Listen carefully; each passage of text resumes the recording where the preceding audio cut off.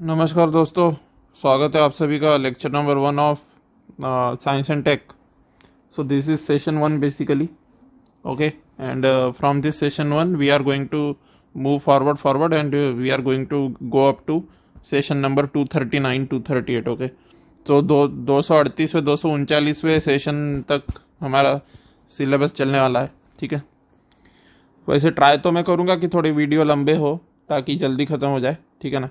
So anyways, तो देखिए lecture number 1 में हम बहुत बेसिक से शुरू करेंगे. जो यहाँ बच्चे कंफ्यूज होते हैं, बेसिक ऐसा कि जो आपके अराउंड मैटर होता है. ठीक है ना, आपके अराउंड मैटर होता है, आपने बचपन से पढ़ रखा है. ठीक है, मैटर होता है आपके अराउंड. लेकिन मैटर जो है बेसिकली आपने क्या पढ़ा है, आपने पढ़ा है कि मैटर जो है दो प्रकार का होता है. एक तो लिविंग होता है, नॉन लिविंग होता है. ठीक है ना, ये आपने पढ़ा हुआ है.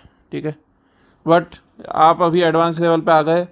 अब आपको एक चीज़ ध्यान में रखनी होगी कि matter is not only living and non living. ठीक है ना, लिविंग एंड नॉन लिविंग बताने की I don't think there is any need. ठीक है ना, लिविंग मतलब जो सजीव है और नॉन लिविंग मतलब जो निर्जीव है. सजीव मतलब पक्षी, ह्यूमन, मतलब ये सब लिविंग हो गए. नॉन लिविंग मतलब ये जैसे टेबल, कुर्सी, चेयर, ये सब हो गया. अब इतना तो पता था भाई साहब. बच्चे बोलते ये नहीं पता था सर. तो ये क्या है? Neither living non living. ठीक है ना, neither living nor non living. ठीक है, so what is the example of a thing which is neither living being nor a non living being. ठीक है ना, मतलब लिविंग बीइंग भी नहीं है, नॉन लिविंग बीइंग भी नहीं है. ऐसी चीज़ का एग्जाम्पल क्या है? तो एग्जाम्पल है वायरस. ठीक है, now the question arises कि why virus are neither living, why virus are neither living nor non living. ठीक है ना, why virus are neither living nor non living. ठीक है ना, ये सवाल उठता है. ठीक है, तो इसका जवाब बहुत आसान है कि जैसे आपके जो लिविंग बींग्स होते हैं ना, वो फ्री स्टेट में होते हैं. लिविंग बींग्स फ्री स्टेट में होते हैं. इसका मतलब क्या? जैसे आप ह्यूमन हैं तो आप क्या है, खुली हवा में श्वास ले रहे हैं. ठीक है ना, खुली हवा में जी रहे हैं आप. ठीक है ना, लेकिन जो ये खुली हवा में श्वास लेना, खुली हवा में जीना, ये सब क्या है? ये सब लिविंग बींग की निशानी है. ठीक है ना, पर नॉन लिविंग बींग क्या होती है? जैसे आपकी टेबल, कुर्सी होता है, वो कोई खुली में श्वास ले रहा है क्या? नहीं ले रहा है. तो वायरस है, वायरस में ऐसा क्या खास है कि लिविंग और नॉन लिविंग दोनों ही नहीं है वो. ठीक है ना, काफ़ी सारे बच्चे बोलते हैं, उनको कन्फ्यूजन होता है बचपन से कि virus are living being. No my friend, viruses are neither living being nor non living. ठीक है ना, they are in grey area में है वो. ठीक है ना, तो मैं अगर वेन डायग्राम से समझाऊँ तो ये लिविंग बींग है, ये नॉन लिविंग बींग है. ठीक है ना, यहाँ पे जो आपके आसपास दिखने वाले ऑल लिविंग बींग्स. ठीक है ना, ऑन लिविंग बींग्स आ जाएंगे. ठीक है, यहाँ पे क्या आ जाएंगे? All non living things. ठीक है, और ये जो बीच में जो दिख रहा है, ये this is both living and non living. ठीक है ना, या तो वायरस को तुम बोल सकते हो कि वो लिविंग भी है, नॉन लिविंग भी है, या तो बोल सकते हो कि दोनों ही नहीं है. ठीक है ना, कुछ लोग इसको इस तरीके से भी बोलते हैं कि वायरसेस आर इसके बाहर है बोलते हैं. ठीक है ना, ये वेन डायग्राम के ये यहाँ पे वायरस आते हैं बोलते हैं. समझ में आ रही बात? बट ऐसा क्या है वायरस में? तो वायरस में ये खास बात है दोस्तों कि जैसे हमारी ह्यूमन हो गया, बैक्टीरिया हो गया, प्रोटोजोआ हो गया, ये जो सारे जो ये होते हैं, जीव होते हैं. ठीक है ना, ऑर्गेनिजम्स होते हैं. ऑर्गेनिजम्स भी दो प्रकार के होते हैं ना, मल्टी सेलुलर और यूनिसेलुलर. तो आपके जो बाकी के जो वायरस के अलावा जितने भी ऑर्गेनिज्म हैं वो सारे फ्री स्टेट में होते हैं, खुले में जी सकते हैं. लेकिन जो आपका वायरस होता है वो कभी खुले में नहीं जीता. वायरस का क्या है? वायरस को क्यों लिविंग भी नहीं कहा जाता और नॉन लिविंग भी नहीं? क्योंकि वायरस जो है वो जब तक क्या अपने होस्ट की बॉडी में नहीं घुसता. होस्ट मतलब क्या? जिसको बीमारी करेगा, जिस व्यक्ति को बीमारी करेगा वो व्यक्ति होस्ट होता है. जैसे कोरोना वायरस है तो होस्ट कौन होंगे? Humans will be the host of that virus. ठीक है ना, तो जब तक के वो होस्ट की बॉडी में नहीं घुसता कोरोना वायरस, तब तक के वो लिविंग बीइंग नहीं बनेगा, ठीक है ना। तो जब वायरस होस्ट की बॉडी के अंदर होगा, मतलब जिस व्यक्ति को बीमारी हुई है उसकी बॉडी के अंदर जब तक वायरस होगा तब तक के वो लिविंग बीइंग की तरह एक्ट करेगा वायरस, ठीक है ना। तब तक वो लिविंग बीइंग की तरह एक्ट करेगा। और जब जैसे ही वायरस इस उसकी बॉडी से बाहर चला जाएगा, ठीक है ना, उसकी बॉडी से उसकी कुछ साइकिल होती है वायरस की। तो मान लो उसकी साइकिल मान लो 50 डेज की थी वायरस की, ठीक है ना। तो वो 50 दिन तक की बीमारी रहेगी उस व्यक्ति को, 50 दिन बाद वो आदमी ठीक हो जाएगा। और 50 दिन बाद इस वायरस का क्या होएगा, विल इट डाई? तो answer is no, it will not die, ठीक है ना। इट मे डाई और इट मे नॉट डाई। अगर वो मर गया तो ठीक है, अगर वो नहीं मरा तो वो क्या कर सकता है, सिस्ट बना के रह सकता है, ठीक है ना। या तो सिस्ट बना के रहेगा, या तो फिर ऐसी इनएक्टिव स्टेट में वो जा सकता है कि मतलब जिसकी कोई हद नहीं। ऐसे भी वायरसेस पाए गए हैं जो 50 ईयर्स तक हाइबरनेशन में रहे हैं और 50 साल बाद कुछ दूसरा म्यूटेशन होके कोई नई बीमारी का जन्म हुआ है, ठीक है ना। तो वो ऐसे भी वायरसेस पाए गए हैं जो 50-50 साल तक के इनएक्टिव अवस्था में रहे हैं। तो अब बताइए मुझे कि क्या ह्यूमन, बर्ड्स, कुत्ता, बिल्ली, अमीबा, पैरामीशियम, क्या ये सब जो ईस्ट, ये सब जो जानवर है, क्या ये 50-50 साल तक, 20-20 साल तक इनएक्टिव रह सकते हैं? जवाब है ना। तो फिर वायरस इनएक्टिव रह सकता है, तो इसका मतलब इसने लिविंग बीइंग का डेफिनेशन वायलेट कर दिया, ठीक है ना। क्योंकि लिविंग बीइंग ऐसा इनएक्टिव नहीं रह सकते 50-50 साल तक, पर वायरस रह सकता है। इसका मतलब लिविंग बीइंग की डेफिनेशन वायलेट कर दी वायरस ने, ठीक है ना। अब नॉन लिविंग बीइंग की कौन सी डेफिनेशन वायलेट कर दी वायरस ने? नॉन लिविंग थिंग की ये वाली डेफिनेशन वायलेट कर दी वायरस ने कि जब वो इंसान की बॉडी में घुसता है, सपोज इंसान में बीमारी पैदा करने वाला वायरस है, तो जब वो इंसान की बॉडी में घुसता है तो it behaves as a living being, ठीक है ना। तो that's why scientist are very confused. आज तक के वायरस पे 100% रिसर्च नहीं हुई है। स्टिल इट इज सेड कि it is either both living और नॉन लिविंग, या फिर it is neither living nor non living, ठीक है ना। ऐसी दो बातें वायरस के बारे में कही जाती है। समझ में आ रही बात? तो अगर वहां पे यूपीएससी के एग्जाम में कभी कभी ऐसा भी क्वेश्चन पूछा जा सकता है प्रीलिम्स में कि which of the following are living beings, आप समझेंगे कि एकदम 6वीं क्लास का क्वेश्चन पूछ लिया है। और वहां पे देखिए ऐसा कर सकता है, which of the following are living beings, वो दे देगा, ठीक है ना। तो कुत्ता, बिल्ली जो भी है लिखेगा, ठीक है, नंबर 3 पे वायरस कर देगा, ठीक है। अब और नंबर 4 और नंबर 5, ठीक है ना, ऐसा देगा। Which of the following are living being ऐसा पूछ लेगा सपोज। तो आप क्या सोचेंगे, आप एकदम खुश हो जाएंगे कि भाई इतना आसान क्वेश्चन पूछा। और आपको जब घर जाएंगे आंसर की चेक करेंगे तो पता चलेगा कि वायरस तो लिविंग थिंग भी नहीं है और नॉन लिविंग थिंग भी नहीं है भाई साहब। तो फिर इसको मैंने टिक कर दिया है, और ऑप्शन में ये भी दिया रहेगा, ठीक है ना, 1, 2 एंड 4, 1, 2 एंड 3 ऐसे ऑप्शन रहते हैं ना, वो भी दिया रहेगा वायरस भी। और विच ऑफ द फॉलोइंग लिविंग पूछा रहेगा। तो आपकी बचपन से क्या आदत है कि वायरस तो लिविंग बीइंग ही होता होगा भाई, ऐसा सोचते हो ना आप, पर वो सत्य नहीं है। It is neither living nor non living, ठीक है ना। इसलिए वायरस अगर आया एग्जाम में ऐसा 1, 2, 3, 4, 5 ऑप्शन और थर्ड में वायरस लिखा है, तो virus is not a living thing. ये बात ध्यान में रख लेना, गांठ बांध लेना, ठीक है ना। ये तो पॉइंट नंबर 1 हो गया, ठीक है। अब जरूरी नहीं है कि इतने एडवांस लेवल का क्वेश्चन आए ही, पर कभी कभी आ जाते हैं, ठीक है ना। तो इसलिए मैं बता दिया। अब यहाँ पे बच्चों का बेस जो है वो मैं थोड़ा क्लियर करना चाहूंगा। बच्चों का बेस क्या है? बच्चों का बेस ऐसा है कि उनको ये पता नहीं होता, जैसे आर्ट्स बैकग्राउंड के काफी सारे बच्चे हैं, उनको ये नहीं पता होता कि ह्यूमन जैसे बिल्डिंग जो होती है तुम्हारी, ठीक है ना, जैसे बिल्डिंग जो होती है उसका बिल्डिंग ब्लॉक क्या होता है? बिल्डिंग का बिल्डिंग ब्लॉक होता है ब्रिक्स, ठीक है ना। ब्रिक से मिलके बनी होती है ना भाई बिल्डिंग। एक के ऊपर एक ब्रिक रचोगे तो बिल्डिंग बन जाएगी, ठीक है। लेकिन उनको ये पता नहीं होता कि ह्यूमन का बिल्डिंग ब्लॉक क्या है। तो ह्यूमन का बिल्डिंग ब्लॉक बहुत आसान है दोस्तों, सेल है, ठीक है ना। सेल है, वह इस तरीके से कुछ दिखती है आपकी सेल, ठीक है ना। कुछ सेल ऐसी शेप की होती है, ठीक है, कुछ सेल अलग अलग शेप की सेल्स होती है। तो ह्यूमन का बिल्डिंग ब्लॉक क्या है? सेल है। बिल्डिंग का बिल्डिंग ब्लॉक क्या है? ब्रिक है, ठीक है ना। लेकिन अगर हम माइक्रोस्कोपिक दुनिया को सोचें तो क्या है एक्चुअल में? तो आपके जो लिविंग बींग्स होते हैं ना, जैसे ह्यूमन हो गया, ठीक है, ये सब सेल्स से मिलके बने होते हैं, इनका बिल्डिंग ब्लॉक सेल होता है। और जो आपका नॉन लिविंग बींग्स होते हैं ना, उनका बिल्डिंग ब्लॉक होता है एटम्स एंड मॉलिक्यूल्स, ठीक है ना, एटम्स एंड मॉलिक्यूल्स। ठीक है। ये नॉन लिविंग बीइंग का बिल्डिंग ब्लॉक होता है एटम्स एंड मॉलिक्यूल्स, और लिविंग बीइंग का बिल्डिंग ब्लॉक होता है सेल, ठीक है। नाउ सेल और एटम मॉलिक्यूल में क्या फ़र्क है?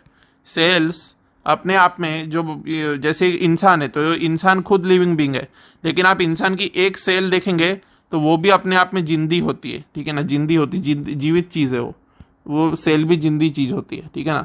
पर जो नॉन लिविंग बींग्स होते हैं, नॉन लिविंग थिंग्स होती है, उनका अगर आप देखोगे कि एटम्स और मॉलिक्यूल्स को चेक करोगे तो क्या उनमें लाइफ होती है? तो एटम्स एंड मॉलिक्यूल्स में कोई लाइफ नहीं होती, ठीक है ना, वो जिंदी चीज़ नहीं है एटम्स एंड मॉलिक्यूल्स। समझ में आ रही बात मेरी? तो जो लिविंग बींग्स का जो बिल्डिंग ब्लॉक है यानी कि सेल, वो सेल भी जिंदा होता है।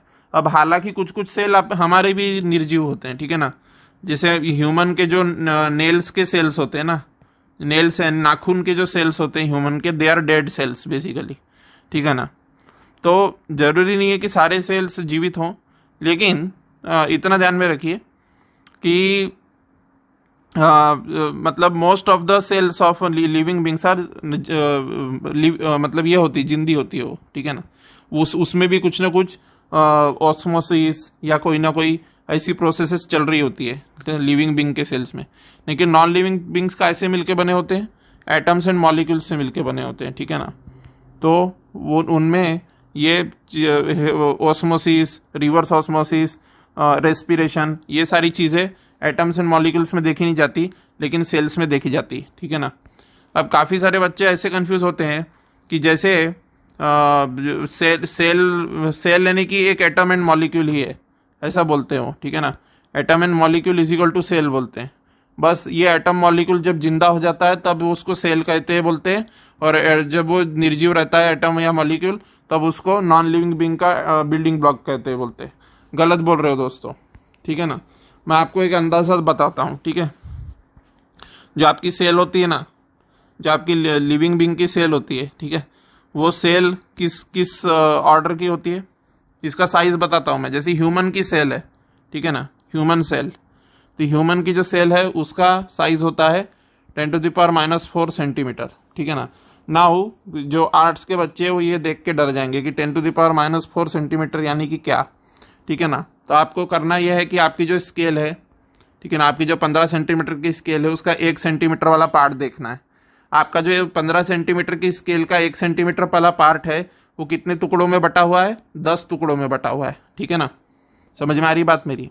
तो वहां 10 टुकड़े करने के बजाय आपके जो 1 सेंटीमीटर की स्केल है, 15 सेंटीमीटर की स्केल का 1 सेंटीमीटर वाला टुकड़ा देखो, 1 सेंटीमीटर वाला पार्ट देखो, और 1 सेंटीमीटर वाला पार्ट कितने टुकड़ों में बटा हुआ है? आपका 10 टुकड़ों में बटा हुआ है, ठीक है ना।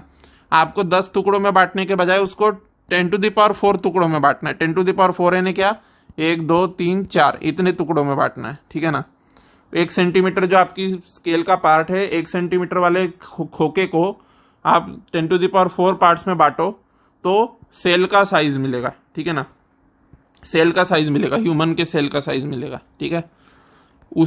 ठीक उसी तरीके से जो एटम्स एंड मॉलिक्यूल्स होते हैं ना, जो एटम्स एंड मॉलिक्यूल्स होते हैं उनके केस में ये साइज होता है 10⁻⁻8 सेंटीमीटर। नाउ 10⁻⁸ सेंटीमीटर यानी कि आपका जो 1 सेंटीमीटर की जो स्केल है आपकी, ठीक है ना, वो कितने पार्ट में तोड़ना पड़ेगा उसको? ये 1 सेंटीमीटर है, समझो आपकी 15 सेंटीमीटर की स्केल थी, यहाँ तक 15 सेंटीमीटर था, उसका 1 सेंटीमीटर वाला पार्ट आप देख रहे हो। तो ह्यूमन सेल का तो आपने बता दिया कि इतने पार्ट में आप डिवाइड करेंगे, ठीक है ना। मैंने 10,000 टुकड़ों में 1 सेंटीमीटर के इसको डिवाइड करूंगा मैं, तो एक जो सेल होती है ह्यूमन की वो उतना साइज मिलेगा। तो आंखों से दिखेगी कि इतनी छोटी चीज? ऑब्वियसली नहीं दिखेगी। ये तो हो गया सेल का साइज। लेकिन what about atoms and molecules? Atoms and molecules का साइज कितना होता है? तो 10⁻⁸ सेंटीमीटर। अब इसको भी विजुअलाइज कर लेते हैं।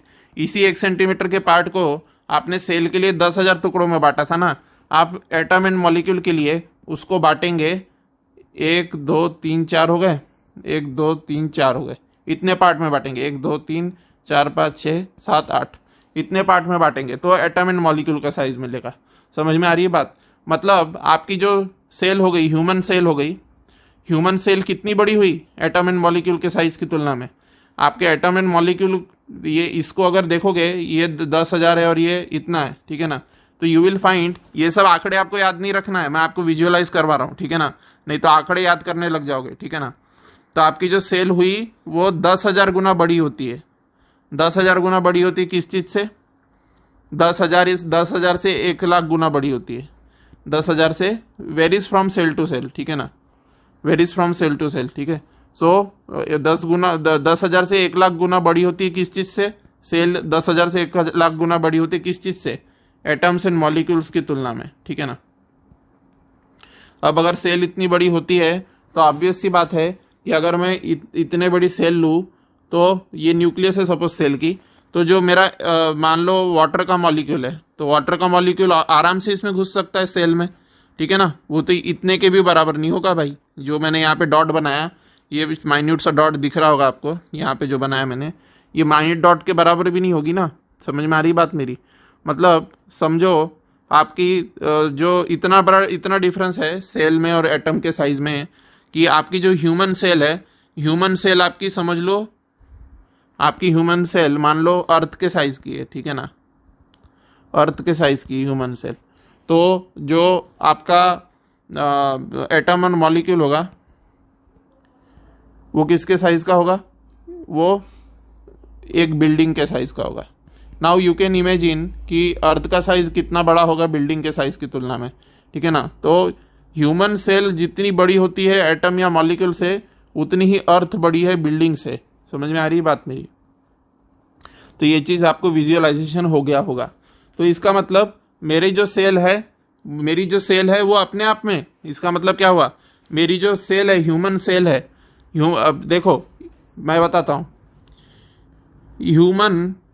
ह्यूमन का बिल्डिंग ब्लॉक क्या है? ह्यूमन का बिल्डिंग ब्लॉक क्या है? सेल्स है, ठीक है ना। और सेल्स का बिल्डिंग ब्लॉक क्या है? एटम्स एंड मॉलिक्यूल्स है, ठीक है ना। और उसी तरीके से अगर मैं इसकी बात करूं नॉन लिविंग थिंग्स की, ठीक है ना, तो नॉन लिविंग थिंग की कोई सेल नहीं होती, उनका डायरेक्टली बिल्डिंग ब्लॉक क्या होता है? नॉन लिविंग थिंग्स का, डायरेक्टली एटम्स एंड मॉलिक्यूल्स होता है बिल्डिंग ब्लॉक। समझ में आ रही है ना बात? So this is the thing which you will have to remember, ठीक है। इतने ये बेसिक्स क्लियर होना चाहिए भाई साहब, ठीक है ना। ये ऐसा इसको हाई फाई मत समझो, आर्ट्स के बैकग्राउंड के होगे तो शायद हाई फाई लग रहा होगा, लेकिन ये हाई फाई नहीं है, ये this is very basic, okay, this you should know, ठीक है ना।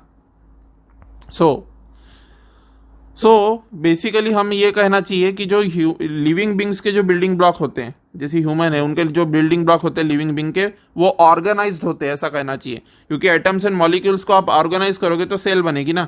Now how atoms and molecules से सेल बनेगी? देखिए आपकी जो सेल है, मान लीजिए इतना पार्ट में इसका तोड़ के देखता हूं, ठीक है ना, तो यहाँ पे मुझे एटम्स एंड मॉलिक्यूल्स का ऐसी चेन मिल सकती है, ठीक है ना, चेन मिलेगी मुझे, ठीक है ना। तो मेरी जो सेल मेम्ब्रेन है, इसको मैं क्या बोलता हूँ? सेल मेम्ब्रेन बोलता हूँ।